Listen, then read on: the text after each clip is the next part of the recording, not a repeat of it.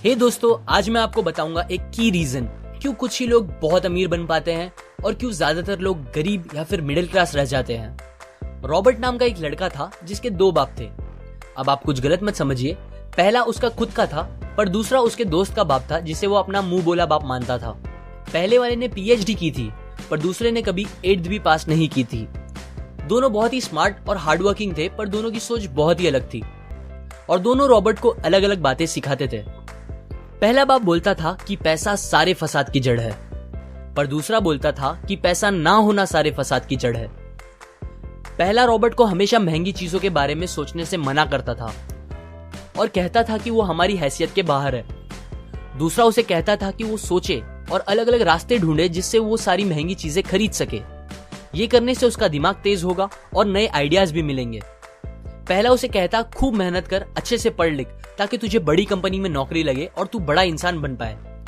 दूसरा कहता था तू खूब पढ़ मेहनत कर पर खुद की कंपनी खोल ताकि तू खूब सारी नौकरियां लोगों को दे पाए। रॉबर्ट के पास एक एडवांटेज था, उसने अपने दोनों बापों को अपनी अलग अलग सोच के साथ बढ़ते और उनकी तरक्की देखी। उसने अपना दिमाग लगाया और अपने दूसरे बाप की बातें मानी और फॉलो की, जो कि बाद में मायामी फ्लोरिडा का सबसे अमीर इंसान बना और उसकी सिखाई बातों से उसने खुद करोड़ों कमाए, जबकि उसका पहला बाप जिंदगी भर गरीब रह गया। सबसे इंपॉर्टेंट बातों में से एक बात जो रॉबर्ट ने अपने अमीर बाप से सीखी वो थी फाइनेंशियल लिटरेसी, जिसका मतलब है एसेट्स और लायबिलिटीज के बीच का डिफरेंस जानना। अब आप गौर से सुनिए, ये नॉर्मल कॉमर्स में सिखाए गए मीनिंग से थोड़ा अलग है। रॉबर्ट ने काफी इजी शब्दों में उसका मीनिंग बताया है, जो कि कुछ ऐसा है। एसेट्स कोई भी वो चीज होती है जो आपको पैसे बना के दे या फिर आपके जेब में पैसे डाले, और लायबिलिटीज वो चीजें होती है जो आपके जेब से पैसे ले ले या आपके पैसे खत्म करे। अमीर लोग इसीलिए अमीर होते हैं बिकॉज वो अपने एसेट्स बनाते हैं, जबकि मिडिल क्लास लोग बस लायबिलिटीज पे खर्च करते हैं। मिसाल के तौर पर रमेश और सुरेश नाम के दो दोस्त थे। दोनों सेम पोजीशन और सेम सैलरी पे काम करते थे। जब भी उन्हें सैलरी मिलती, रमेश अपनी सैलरी से नए कपड़े, नए गैजेट्स, नया फोन, बाइक या कार ऐसी चीजें खरीदता था जो उसे अमीर जैसा फील कराती थी। पर वो ये नहीं समझता था कि ये सारी चीजें लायबिलिटीज है जो उसके पैसे उससे ले रही है, ना कि बस जब वो उन्हें खरीदता है तब, बल्कि आगे भी मेंटेनेंस वगैरह के लिए, जिसकी वैल्यू वक्त के साथ कम हो जाएगी और ना ही वो उससे आगे कुछ पैसों का प्रॉफिट देगी। बट सुरेश ऐसा नहीं था। वो ये सारी चीजें नहीं खरीदता था जब तक कि उसके लिए बहुत जरूरी ना हो वो चीज खरीदना।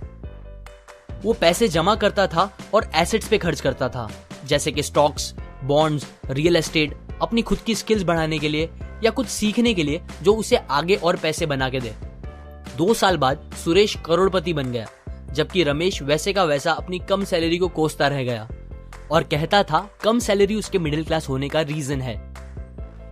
एक गरीब इंसान का कैश फ्लो कुछ इस तरह होता है, उसे पैसे मिलते हैं और फिर वो पैसे उसकी जरूरी खर्चों में खत्म हो जाते हैं। एक मिडिल क्लास का कैश फ्लो थोड़ा सा अलग होता है, उसे पैसे मिलते हैं, वो पैसे जरूरी खर्चों और लायबिलिटीज में खत्म कर देता है। इसीलिए मिडिल क्लास और गरीब में ज्यादा फर्क नहीं है। मोस्टली मिडिल क्लास लोगों को लगता है उनका घर उनका एसेट है, पर ऐसा नहीं है। आपका घर आपको पैसे बना के नहीं देता अनलेस आप उसको भाड़े पे दो, जबकि अमीर लोगों का कैश फ्लो ऐसा होता है। उन्हें पैसे मिलते हैं, वो उस पैसों से अपने एसेट्स बनाते हैं पहले और फिर उससे बने पैसों से खर्चा करते हैं। इसीलिए वो अमीर होते जाते हैं क्योंकि उनके इनकम के सोर्स बढ़ते जाते हैं। अगर आपको अमीर बनना है तो ये बात याद रखिए अच्छे से। इस बात से फर्क नहीं पड़ता कि आप कितना कमा रहे हैं, बल्कि आप उन पैसों को कैसे और कहां खर्च कर रहे हैं, ये इंपॉर्टेंट है। आपको कंज्यूमर की सोच से बाहर आकर इन्वेस्टर की सोच अपनानी पड़ेगी। लोग कंप्लेन करते हैं उनकी खराब कंडीशन का रीजन उनकी कम सैलरी है और सैलरी बढ़ेगी तो वो आराम से रहेंगे, पर प्रॉब्लम ये है कि इनकम बढ़ने के बाद लोगों के खर्चे ज्यादा बढ़ जाते हैं, क्योंकि ज्यादा पैसे ज्यादा अच्छी चीजें खरीदने पे मजबूर करता है, जैसे कि एक बेहतर फोन, कार, घर, जो कि सब फिर से बस लायबिलिटीज है जो आपको कभी अमीर बनने नहीं देगी। ये बातें मैंने रॉबर्ट कियोसाकी की book rich dad poor dad से पढ़ी है, जो वो पहली बुक थी जिसने मेरी सोच चेंज की और बेहतर बनाई। अगर आपको ये बातें अच्छी लगी तो लाइक करें, अपने व्यूज कमेंट करें और फाइनली सब्सक्राइब करें।